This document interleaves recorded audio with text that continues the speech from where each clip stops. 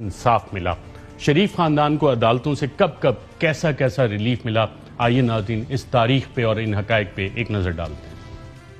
नवंबर 1994 में FIA ने Hudaibiya paper mills और हुदैबिया इंजीनियरिंग कंपनी के खिलाफ खसूसी अदालत में चलान जमा करवाया,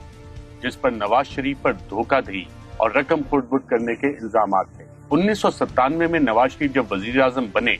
तो लाहौर हाई कोर्ट में इन दोनों मुकदमों को खारिज करने से मुतालिक रिट पिटीशन दायर की, जिसके बाद लाहौर हाई कोर्ट ने ये इस्तदा मंजूर कर ली और FIA ने इस फैसले के खिलाफ कोई अपील दायर नहीं की। हेलीकॉप्टर केस में एहतसाब अदालत के जज फर्रुख लतीफ ने नवाज शरीफ को 14 साल कैद की सजा और 2 करोड़ रुपए जुर्माना आयद किया। दिसंबर 2000 में जनरल परवेज मुशर्रफ ने नवाज शरीफ को एक डील के तहत सऊदी अरब भेज दिया, जिसके बाद 26 जून 2009 को लाहौर हाई कोर्ट के रावलपिंडी बेंच ने एहतसाब अदालत का फैसला कलअदम करार देते हुए